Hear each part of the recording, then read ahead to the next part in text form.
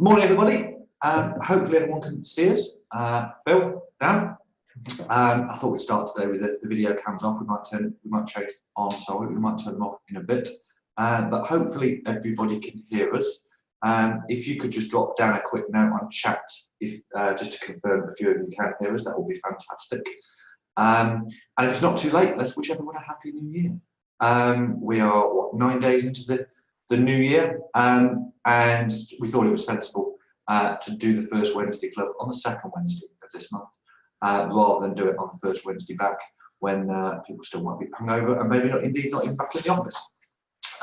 So, usual format. Today, though, we're going to be talking about generating more referrals and recommendations. And as I say, usual format. So if you've got any questions or queries, please drop Dan a note. Dan's going to be monitoring those. And we'll happily answer those as we go through. The more questions and queries we get, and the more feedback we get from you guys, and the more interaction, the better these sessions will be. So feel free to drop down some notes. And as usual, tomorrow we will send around the link to this recording, so you can watch it back, and we'll pop it on the Facebook group as well. So without further ado, thanks for all the messages, the Happy New Year's, and the messages to say that you can hear us. Without further ado, I'm just going to turn off our camera and open today's presentation. So just bear with me 1 second, and everyone should be able to see the screen shortly.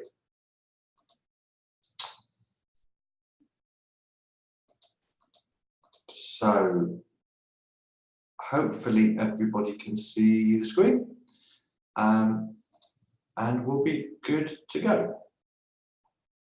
If anybody can't see that, just drop down a note, but hopefully everybody can see that. So say, welcome to the first Wednesday club, and today we're talking about generating more referrals and recommendations. The inaugural first Wednesday club talked about the importance of strategy. Last month we talked about websites.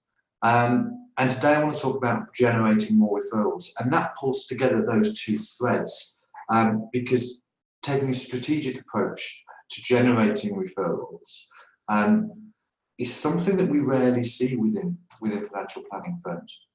But it's so important to think strategically, rather than simply going out and taking a more tactical approach or a more ad hoc approach. Those firms that think strategically and build a strategy for generating referrals will be more successful. And as you'll see later on, your online presence and your website has a large part to play in the quest for more referrals. And it's the logical place for us to start, because so many advisors and planners come to us with a trigger, and often the trigger is we get things like, I want to be on LinkedIn, I want to get more clients from LinkedIn, I want to be on Twitter, my website's poor, all those sort of things. And I'm sure you've had those triggers in the past.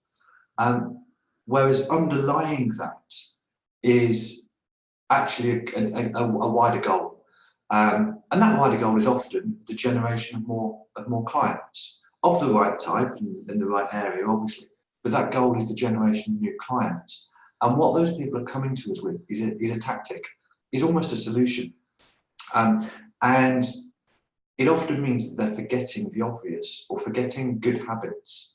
And we all know that the best type of new inquiry is a referral, recommendation, or introduction. And I would differentiate between referrals and recommendations and introductions. I think they're different things. But they're absolutely the best type of new inquiry. So we're going to talk about why that is the case today. We're going to talk about the referral problem.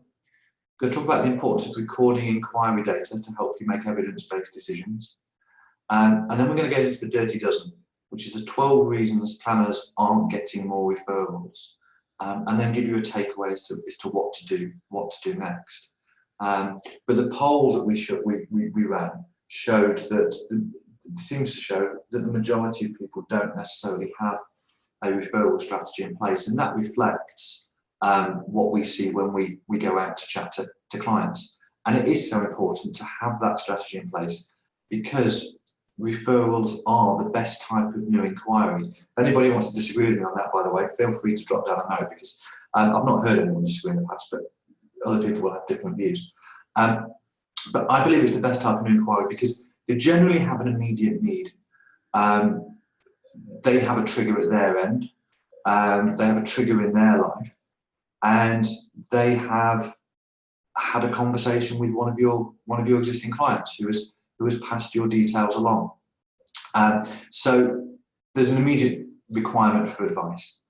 The second, because they've been referred by an existing client or by a professional connection, they, to a degree, are pre-sold on working with you. They will have heard good things. The client may well have explained how working with you has changed their lives. The professional connection may well be explaining the number of years they've recommended other clients to you. So they're pre-sold and they've already heard good things. And of course, in our experience, a client engaged through a referral or an introduction probably has the lowest cost of acquisition of all sources of new business. They're not free. You have to put work in if you're going to get as many referrals as you possibly can. And you've got to put the time and effort in and allocate some resources to it. But they're the lowest cost of, in our view, of all the types of new inquiry that you could possibly generate. So those are the three reasons why we believe referrals and introductions are the best type of new inquiry. However, there's a problem. Now, our research, which we have pulled together from client surveys that we run. So for a lot of our clients, at the start of a marketing project, we encourage them to survey their clients. It's a really important discipline to start understanding how the clients view the planning process, where it could be improved, gather together social proof, ask about referrals and recommendations. But we really encourage clients to survey our clients to survey their clients at the start of a marketing project. And what we found is that 96% of clients are happy to recommend their advisor or planners to others. And that 99% of clients say that working with their planner or advisor has or will help them achieve their goals. So we have, and actually more accurately you guys have, really happy clients who are happy to refer you on. So two big massive ticks there. But there's a problem. And that problem comes when we delve a bit deeper. And it shows that only 4 out of 10 have made recommendations or recommended their advisor in the past 12 months. It's nearly the same have never recommended their advisor or planner on. So 4 out of 10 clients are saying they're happy, saying that you're changing their lives, saying they're happy to refer you on, but aren't actually ever doing it. And another nearly third have not done it in the past 12 months. So you've only got 4 out of 10 on average actively referring you on.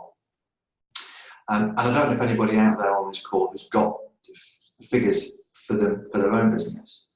But then there's the problem of what we call referral leakage.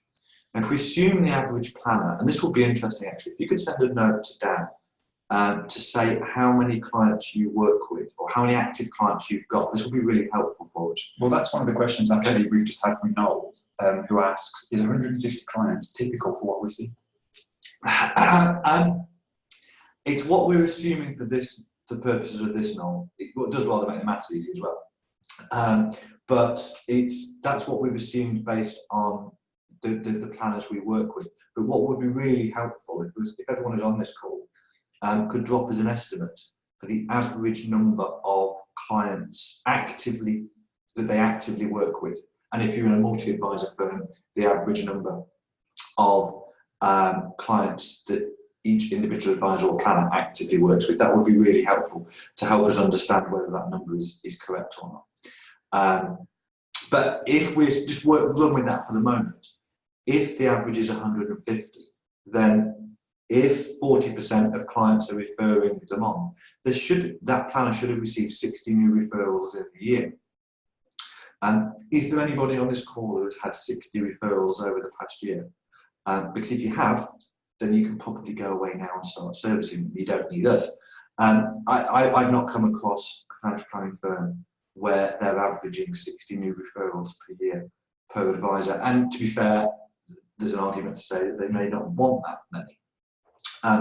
But there is clearly a disconnect between the happiness of clients, their desire to refer you on, and the actual number of referrals you're getting.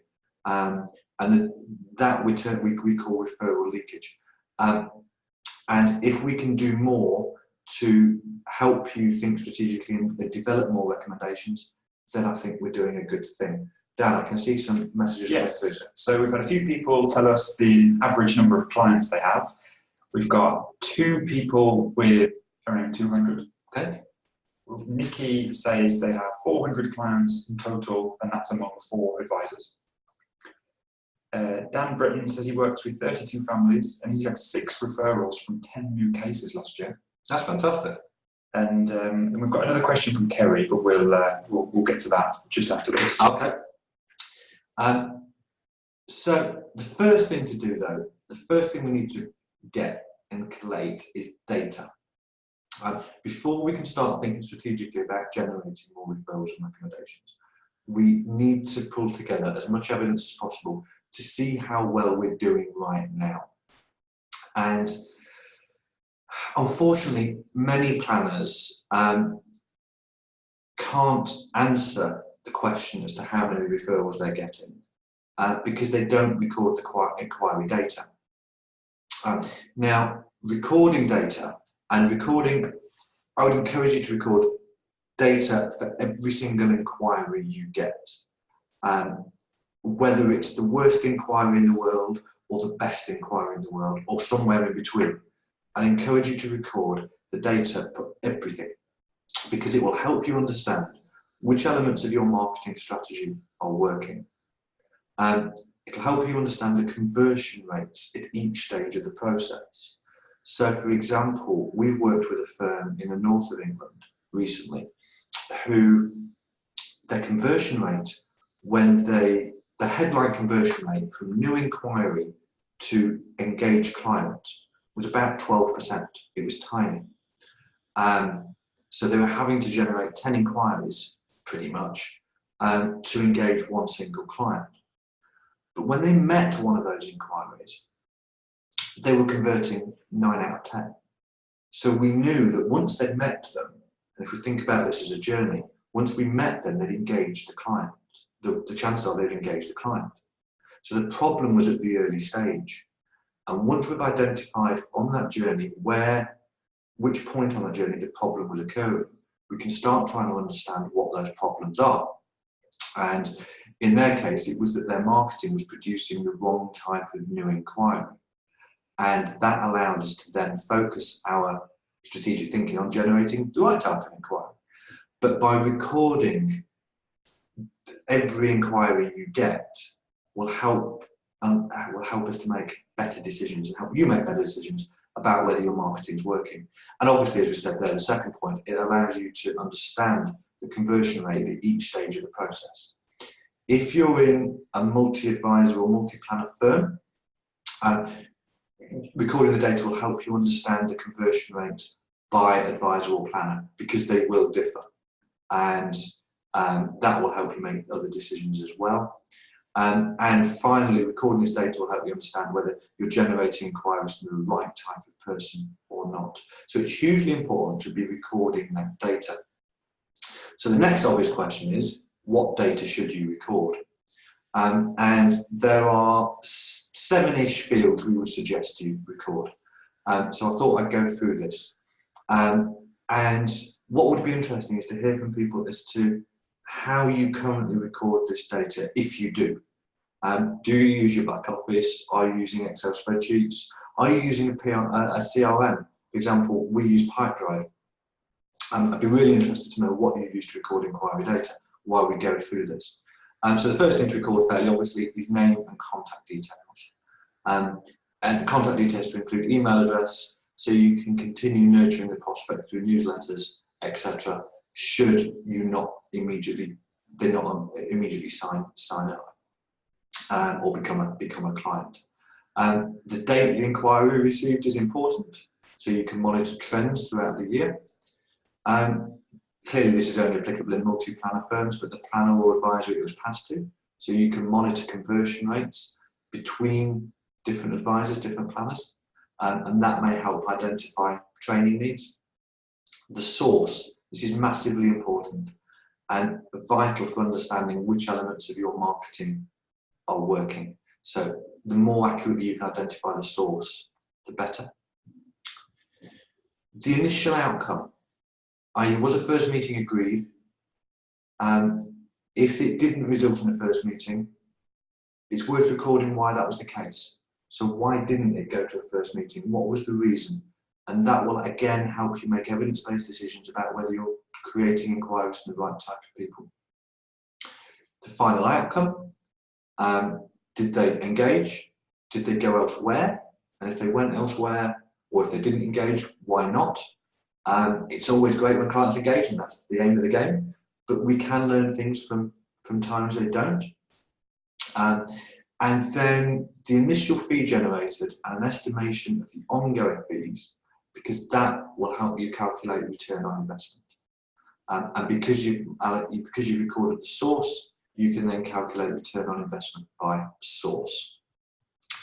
One thing I would say is, where possible, use predefined fields so that it makes the analysis easier. So for example, source might have fields such as client referral, professional connection, and if it has either of those, I'd recommend that you go a bit further and say which client referred you, which was the professional connection that referred you on, whether it's on bias batch or website inquiry, etc., etc. But I would have those as predefined sources because that will make the analysis of the data more interesting. Now I'm just going to take a swig of my drink before I start coughing, and Dan's going to read out a couple of notes that have come through. Okay, so we've had a few people share how they recorded this data. So Dan says that he uses a spreadsheet based on reading your blog, which is always good to hear. Kerry uses a bespoke CRM. So we've got a few out there. What's the CRM that you're using, Kerry? It'll be interesting to know what you use. We use Pipedrive and really like it. It will be interesting. Ideally, you would use your back office system. Mortgage Keeper. Okay. It will be interesting to. Ideally, you would use your back office. We don't want data spread. We want data spread around as few applications as possible. But back office systems aren't particularly designed for marketing. They're designed for the age of product sales generally. Okay, a few more. So Nikki uses Advisor Office. Cool. And Sally uses Spreadsheet. So a bit of everything really. Okay. But the important thing is that you start recording this data if you're not already recording it. And the start of the year, we're only 9 days into the year, is the perfect time to start implementing this in the business. It's important as well to put in place a little process so that you understand who in the business is recording which element. So it might make sense for the early sections, 1, 2, 3, and 4, to be completed by the person who answers the phone or the advisor in the early stages.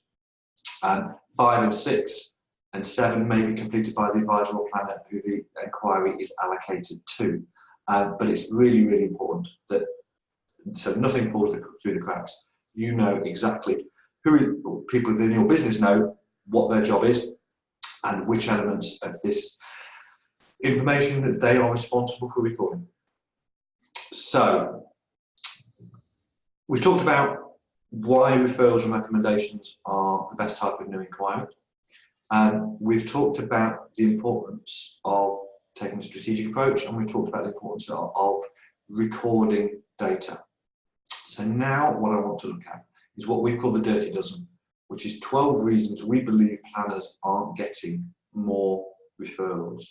And hopefully this will give you some takeaways that you can then go and embed within the business, within your business.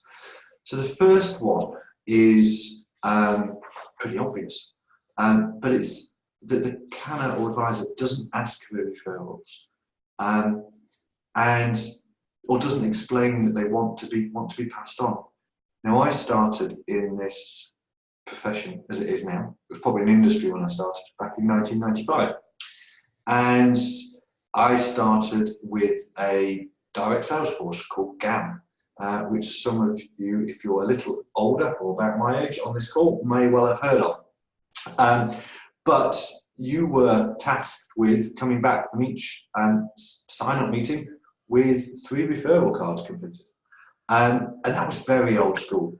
And for anybody on this call that started with Allied Dunbar or GAN or Lincoln or any of those, you will have probably similar stories. But I think we can take the message from that time without necessarily taking the methods. And it's when I talk to planners now, most of them, when we ask, well, at what point do you talk about referrals, talk about the fact you want to be passed on, they tend to get a bit sheepish.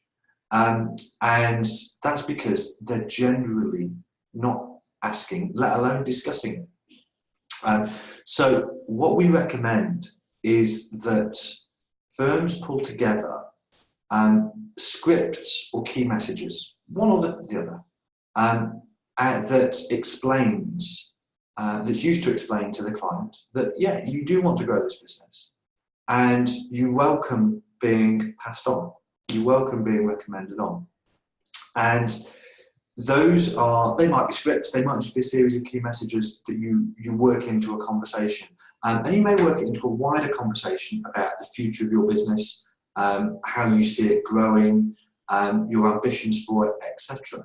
Because clients do like to hear that sort of stuff generally. They like to know that they're part of a business that's growing, that isn't static. They like to be part of your journey in many cases.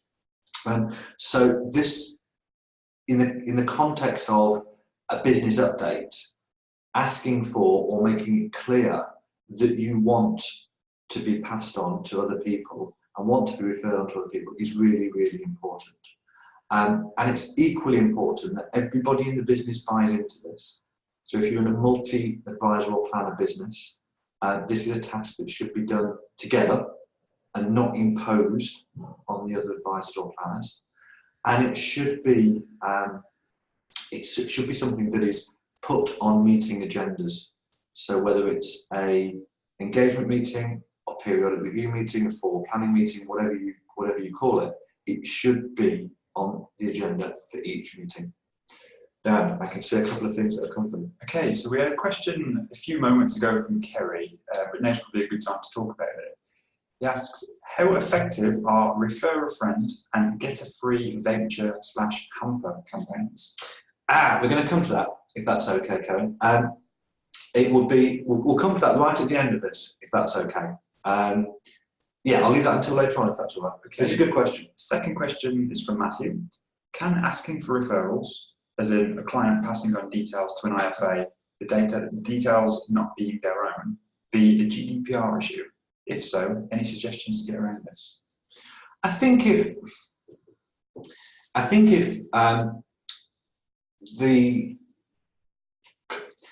the person who is being referred on has asked for their details to be passed over, then I really don't see it's an issue. I'm no lawyer, but I've not heard, we do work with a lot of compliance departments, and I've not heard any of them worry. I've heard a lot of worry about GDPR, but I've not heard any of them be concerned about GDPR in respect of referrals. At the end of it, practically speaking, the person who has asked to be referred on, they've asked for their details to be passed to you. Why would, therefore, they then complain from a GDPR perspective? And also, we need to remember that most referrals work the other way.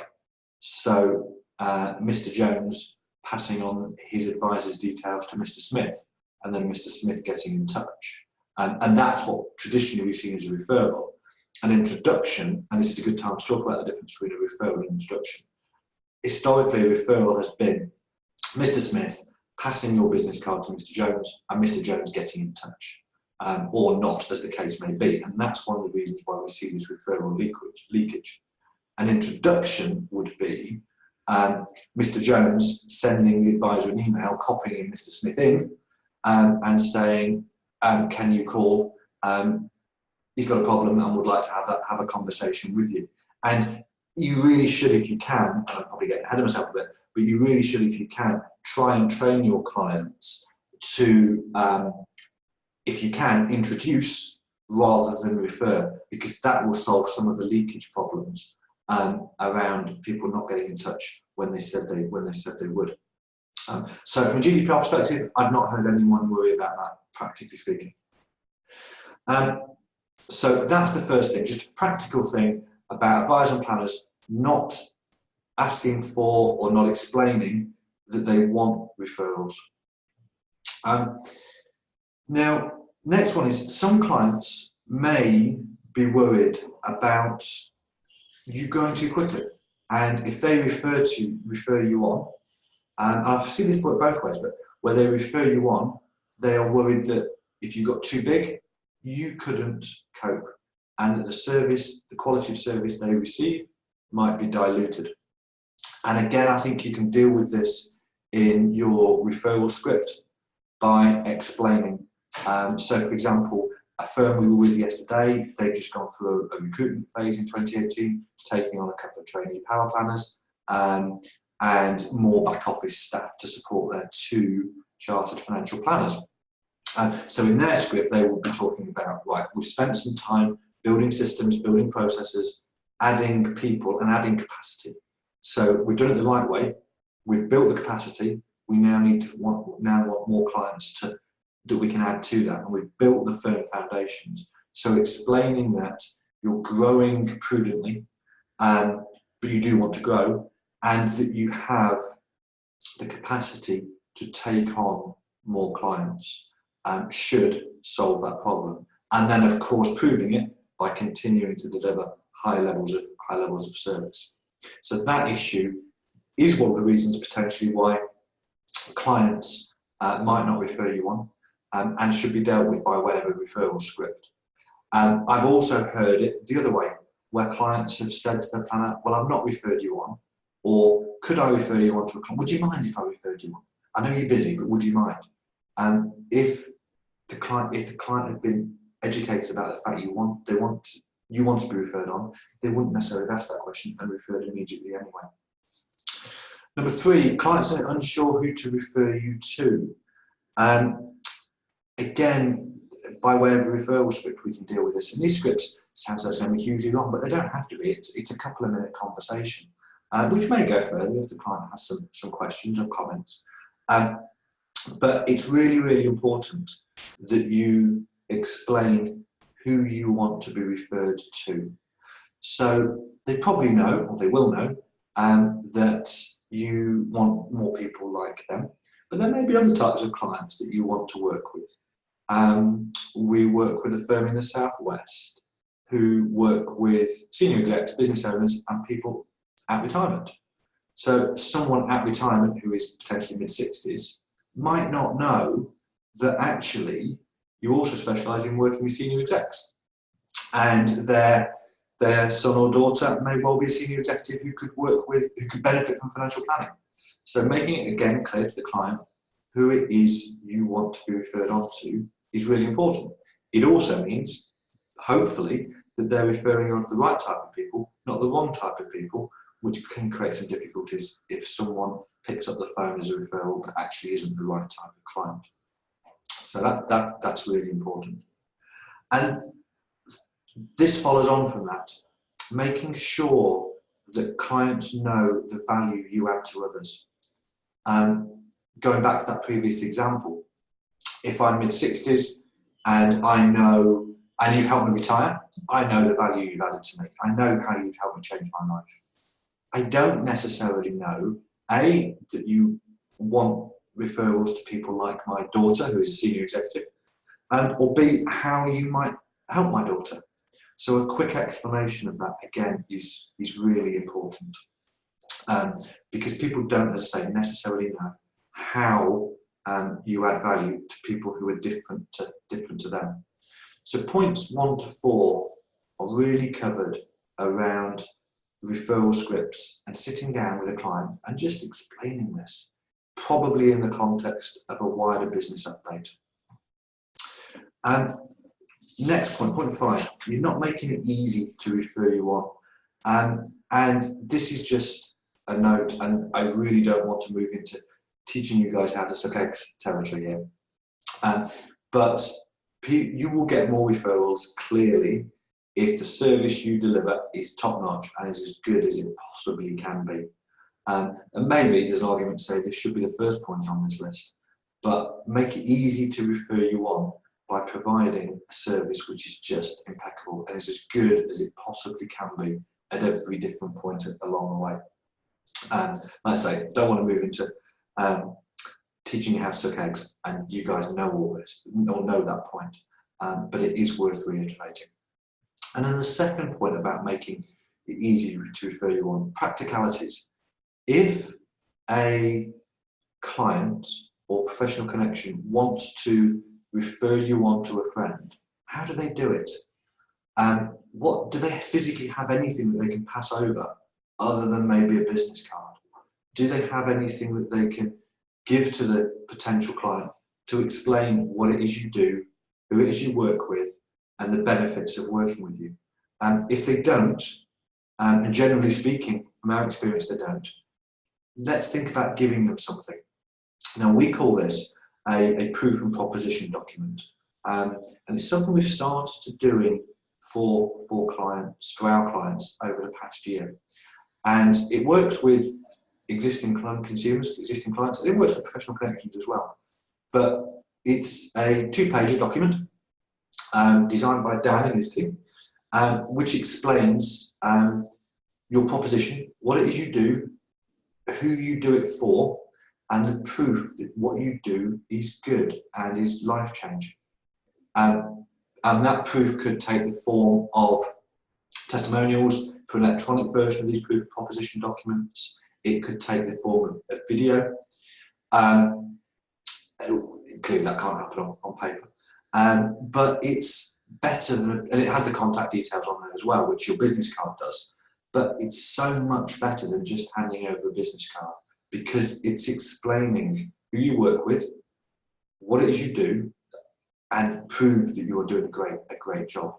If anyone wants to see some examples of this, just drop down an email after the call. Yeah, funny you should say that. Kerry's just asked, so we can get some examples put together to show people. Good. And it works particularly well with professional connections as well. You can give professional connections a little stock of these. Rather than giving them a pile of business cards to hand out, give them these. Because generally speaking, a professional connection referral will be made at a meeting. It might be a meeting to talk about divorce, and there needs to be a conversation about what happens to the pensions. It might be a meeting about estate planning and writing a will. There's an inheritance tax problem, so there's some financial planning that can be done there. So much better to train your professional connection to hand out what we call a proof of proposition document than just handing over a business card. And we found they work really, really effectively. Dan, has anything else come in? No, just a few people asking for the examples of the proof of proposition doc. Okay. 7, clients are referring, not introducing. Now, I've already talked about this to a degree, and it's so important that if we can train clients to introduce and not refer, that will be far more effective at reducing the referral leakage. So if Mr. Smith refers you to Mr. Jones and just pass over your business card, writes down your number, whatever it may be, there's a fair chance that the referee might not get in touch. They might choose to go somewhere else, they might forget about it, their circumstances might change and they decide they don't need it, whatever it may be. You're not in control, and you don't know the referrals you've never had. Far more preferable is if they write an introduction. or call you with an introduction. So if we were referring somebody on, let's say, for example, we were building a website for a client and we wanted some photography done. We've got a couple of good photographers that we use. We would write an introductory email to the client, copying the photographer in, introducing them, and asking them to sort it out between themselves and backing away elegantly. Well, that ideally is what we should, if we can get clients to do the same thing, that would be the ideal world. So Mr. Smith is writing to, emailing you, copying Mr. Jones in, explaining the conversation he's had so far, and asking you to get in touch. That is, without doubt, far more powerful than simply a business card being passed across, or certainly named it, written down on a post-it note, or whatever it is. And again, that comes back to the referral scripts and just explaining what you would like to happen if possible. So important to try and train clients to introduce and not refer. They're worried about looking bad. Now this comes back to, and this doesn't apply often, but you will occasionally have people who are reticent to refer or don't refer because they're worried about looking bad. And say, for example, I recommended a solicitor, Dan, because Dan was moving house and wanted the conveyancing done. If the solicitor was poor at getting back in touch, made mistakes, charged too much, whatever, the chances are Dan would have a moan at me rather than the solicitor. And that applies with any referral. So we need to get over that if we can. And this, it's hard to get over this, but you can do it through giving really, really good service to every referral that you get. Maybe dropping the person who referred you a line and saying thank you, and just letting them give them a bit of an update within what you can say. But we just need to recognise that this potentially is an issue for some clients. Online visibility. Again, this is really important, and if we think about the journey that a referral will take. So Mr. Smith has recommended that Mr. Jones get in touch with you. Mr. Jones may want to pop online and do a bit of due diligence. He may want to pop online and get your telephone number because Mr. Smith hasn't given it to him. But if Mr. Jones can't find you online, that's a problem. And some firms are invisible online. I don't know when the last time you Googled your firm name was, but I would do it after this call and check that for a brand search, and a brand search being a search for your name, that you can be found online easily. We've worked with clients where it's almost impossible to find them on a Google search because their name is so generic. They've got no chance of being on the first page for a Google search, which is a real problem. So make sure that when you Google your name, your business name, and your own name as well, that you dominate that first page. You should be seeing links to your website, links to your social media, links to the FCA register, links to blogs and articles that you've written. Your Google My Business listing should come up. It's really, really important that you are visible online. If you're not, you need to do something about it. Dan, did I just see a question come through now? Yes, question from Kerry. If we have an introducer, we have to fill out a detailed form under our network. They write the template. It is quite nosy, but is it okay to label them introducers if you are not paying commission? I think you would need to speak to your network about how they define introducer. I know when I was working for Sense Network, if I remember this correctly, the definition of an introducer wasn't necessarily predicated on whether you paid commission back to them or not. So I would go back to your network and ask them about that, and what constitutes a formal introducer arrangement. And I know for solicitors that's changing as well in the coming months. So I would head back to your network on that one, Kerry.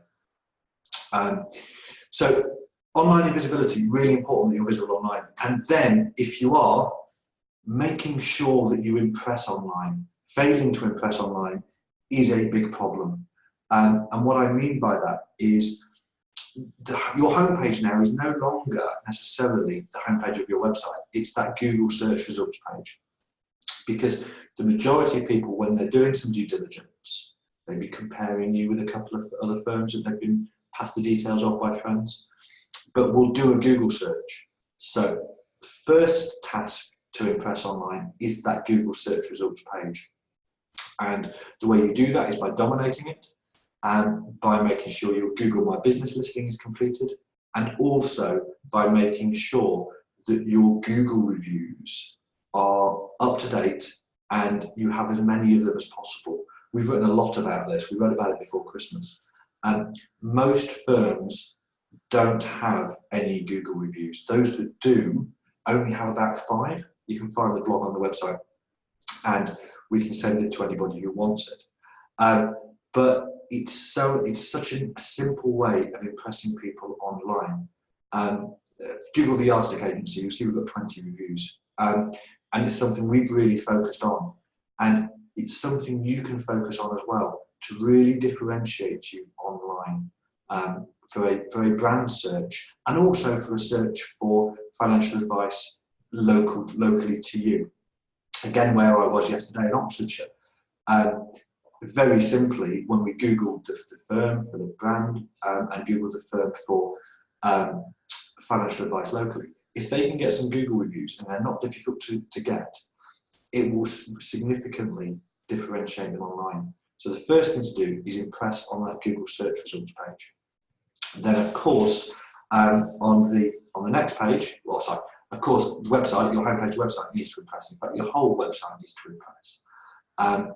And we've got some fantastic examples of financial planning websites that have been created, not just by us, but by plenty of other firms as well, that really do impress, where you've got beautifully recorded client video testimonials.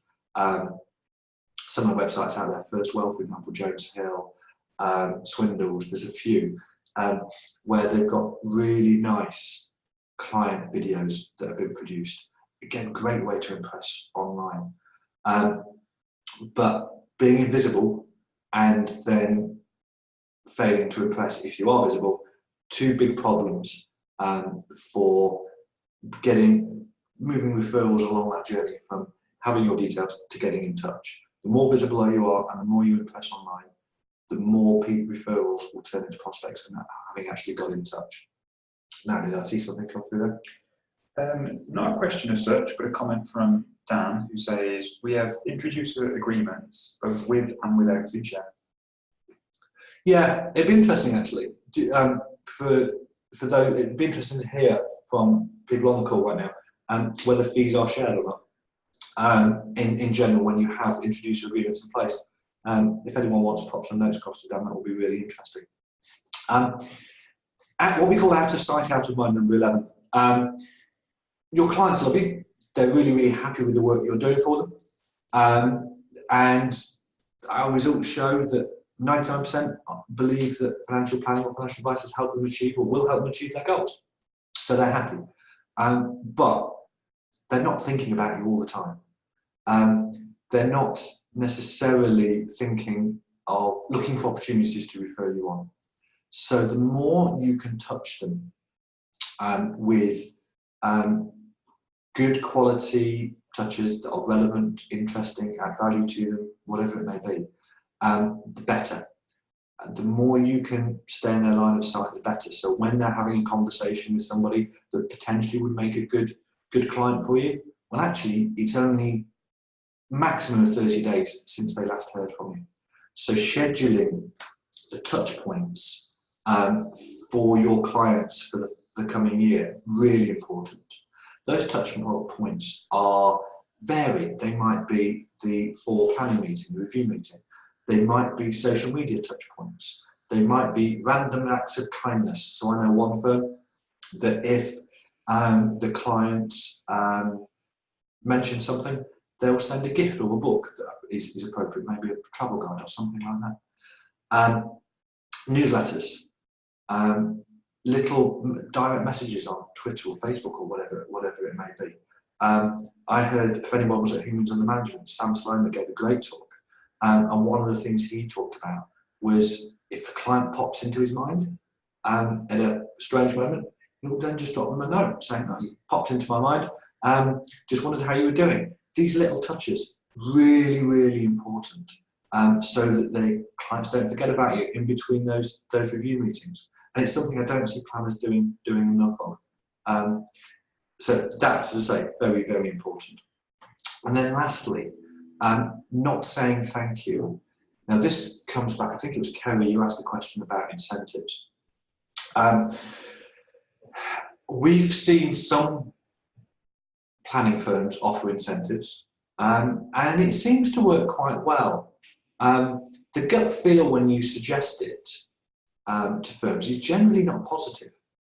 But actually we've seen some firms where it works really quite well. And I would suggest that as a minimum you say thank you for a referral.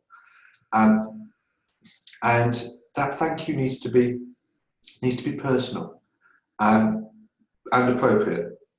So it might be a handwritten card, which is a differentiating factor these days, as opposed to just an email. It might be a well thought through gift. Not just one of the firm I was talking to, they said they got a stock of red wine and they send a bottle of red wine whenever there was a referral. Well, that would work for me, but it might not work for my wife who drinks white wine and hates red wine, and actually alienate her. So a nicely thought through, carefully thought through gift sent through the post saying a heartfelt thank you. Personally, I would send it to their office, and I would send it to their office on a Friday. This assumes they work, of course, for a few reasons. Practically, sending a gift to their home, the chances of them being in a slim, there'll be a postcard through the door, they've got to track down the gift, maybe go to the post office, it becomes a bit of a chore. Whereas if you send it to their office on a Friday, it's something they can potentially enjoy at the weekend, and also it may create a bit of buzz or conversation in the office. I know that if flowers were delivered to somebody in the office here, or a bottle of wine was delivered to somebody in the office here, there will be a conversation. People will be asking, what is it, where did it come from, etc. Or doing the same to say thank you for referral by sending it to one of your clients' offices could create conversations there. So I would send something personal, I would send it on a Friday, and I would send something they can enjoy over the weekend. In terms of whether I would incentivize or not, for me, you've got to ask your clients.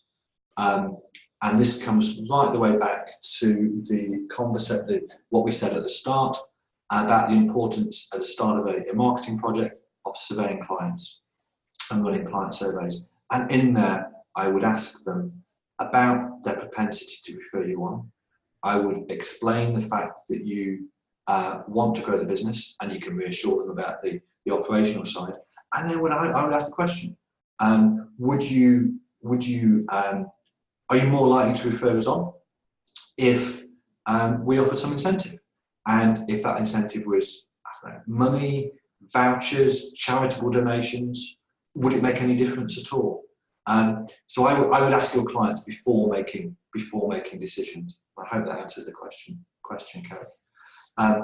But not saying thank you is a big mistake. I would make sure that you always say thank you appropriately for any referrals received. Dan, I think we've got a question. So we've got a few notes here. So we've got Dan says, following Sam Sloman, we started sending gifts for births, flowers for deaths, etc. Actively trying to touch base with random clients, and it seems to go well. Just trying to be more human. Yeah, which is good. And Kerry echoes that. We always send handwritten cards to every client on completion, which includes a request for a Google review and also our refer a friend information. Fantastic. So handwritten cards are a nice touch. And then just going back to the referral fees. So Dan says, with solicitors, they pay us 20% and we generally don't give them anything. Sounds like a good deal then.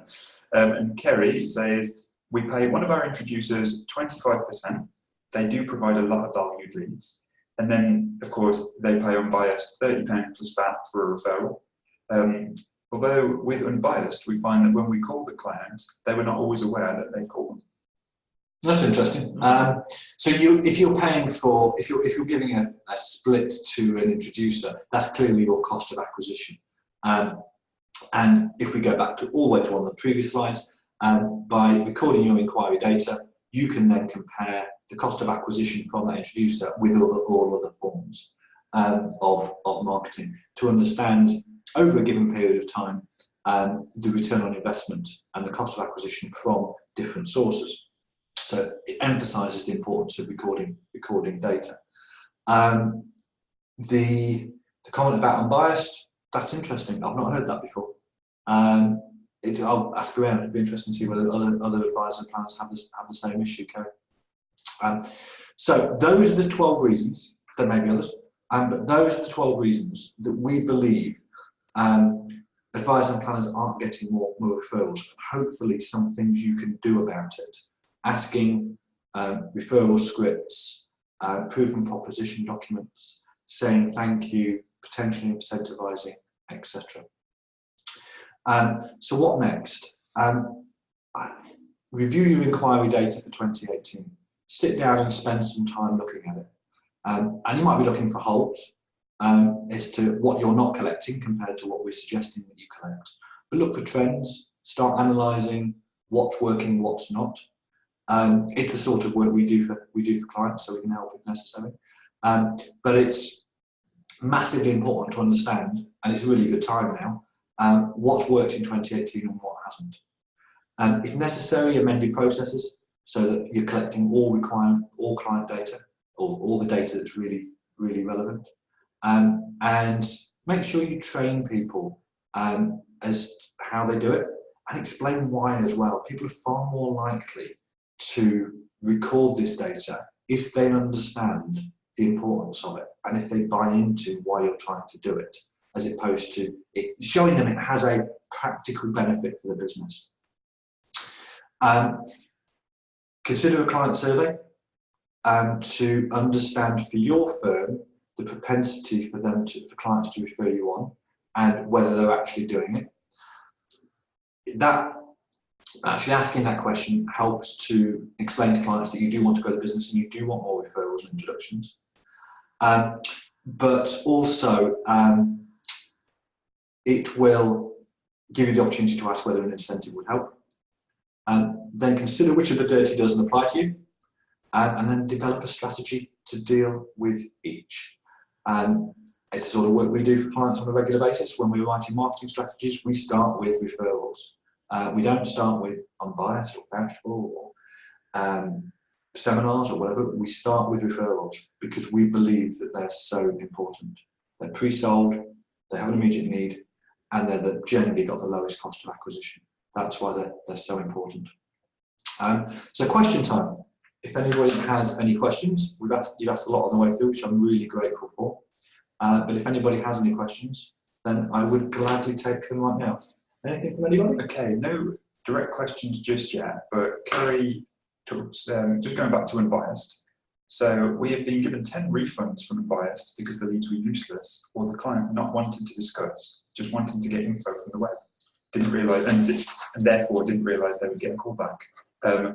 And at least we got refunds. Yeah, that's really interesting. That's really interesting in that I guess I heard different things about the refund policies from Vouch For and from Unbiased. Clearly, it doesn't apply to Advisor Book because they're not charging last year or this year, which is great news. And it is, it'd be interesting to know what others get, what feedback we have from others people on the call about whether Unbiased and Vouch For are prepared to refund inquiries and at what point that they are. I know it's a source of annoyance among many people that you pay Unbiased in pounds, shillings and pence, but they refund in tokens. And that is an issue for many. What we do about it, I'm not actually sure. I'm just looking back at your note, Kerry. We've been given 10 refunds from Unbiased because the leads were useless, or client not wanting to discuss, just wanted to get info from the web. Yeah, I'd be interested to see if that was the same in other cases. But like you say, at least you did get refunds. Other people saying the same sort of thing.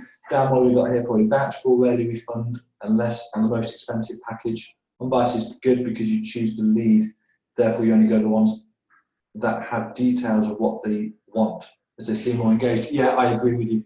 I've noticed, I've not done significant analysis on this, but I've noticed that the more detail that the inquiry gives, and frankly, the better the grammar and spelling, the better the lead is likely to be. It's only anecdotal, but I have noticed that. Dan's just popped out of the room, he's back in now. So, as I say, we're really happy to hear of any other feedback you have from Unbiased and from Vouched For. Any other questions before we go? We've got a few minutes left, but happy to wrap up early if we don't have any more questions. Okay, so what was the last question that we had? We're talking about Unbiased and Vouched For. Right, all of the comments and questions here tend to be, I think, echoing the frustration with Unbiased and Vouched For. For Anthony, what we said here, for Unbiased and Vouched For, turn off the contact me bit so you don't pay. We've had several great clients then go to our website to find us. Yeah, it's a really good point. And something I try and get across with to firms, that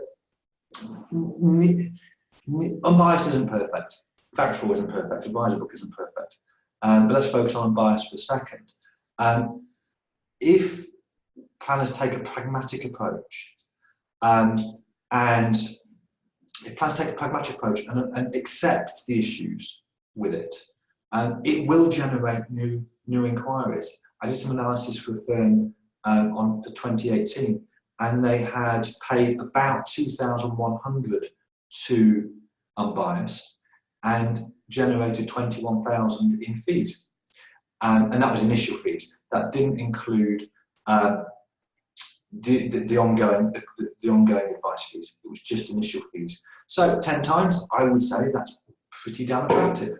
But Anthony, you're absolutely right to point out that a proportion of people will have done some research on Unbiased, and then they'll head over to your website, or they'll Google your firm name, and providing they can find you, they'll then pick up the phone. So that is an inquiry. It's almost a perfect inquiry. It's generated by Unbiased. Your wider online presence has convinced them to get in touch, and of course you haven't had to pay Unbiased for the privilege of the inquiry. So it isn't just those that come directly through Unbiased or come through the concierge service. There will be clients that initially find you on Unbiased, but get in touch having done a bit more due diligence and then dropping you an email, filling out a contact form, or picking up the phone. Really good point that needs to be remembered. Okay, one point from Dan. We view that we won't build a business from it, but it's a nice bonus. So they're up 30,000 net up on Unbiased almost immediately. Fantastic. 2 years. In 2 years. And I think that is the way to look at Unbiased. It's the icing on the cake as opposed to the actual cake itself, which should be your marketing strategy, including referral generation, which we spent this morning talking about. It should be seen as the icing on the cake. And concierge inquiries should be seen as the cherry on the cake because they are so hard to win. So Anthony talks about Unbiased. So with him being in London, his major issue is that all of the good ones go almost immediately. But he's had a few ones coming through directly lately, which is good. I think you're right, Anthony. I would focus on the directory inquiries and do everything you possibly can to hoover up as many of the directory inquiries as you possibly can, i.e. people who have put their postcode in, searched locally, seen the list and selected you and selected to get in touch with your firm, Anthony, rather than somebody else on the list. Because again, they're a bit more pre-sold. They've actively chosen to get in touch with you, Anthony. Whereas the concierge inquiries, they haven't got a clue who they're going to get in touch, who's going to get in touch. They filled out a form. They probably got some vague idea that somebody will get back in touch, but don't necessarily know who. And I think this probably goes back to your question, Kerry, about people weren't expecting the call. But there's no connection with your firm, Anthony, when they've gone through that concierge system, that match system.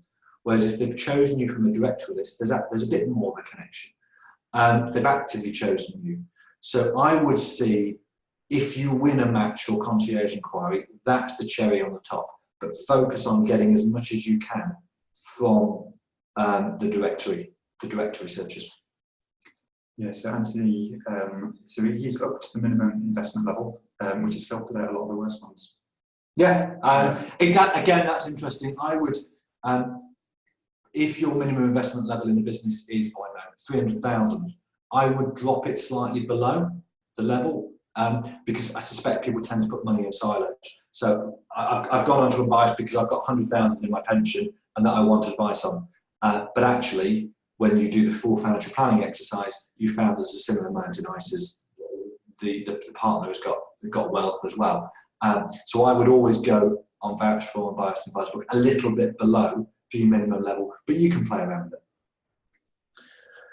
Right. Yeah, that's it for questions. I think that's it for questions. So thanks for all the interaction today. It does make these sessions so much more beneficial for everybody, I think. I mean, you don't have to listen to me talking all the time. Thanks again for your company today, guys. We will send the videos out tomorrow and look forward to chatting to everybody online next month when we'll be back to our traditional slot on the first Wednesday. Speak soon. Cheers. Bye-bye. See you next month, guys.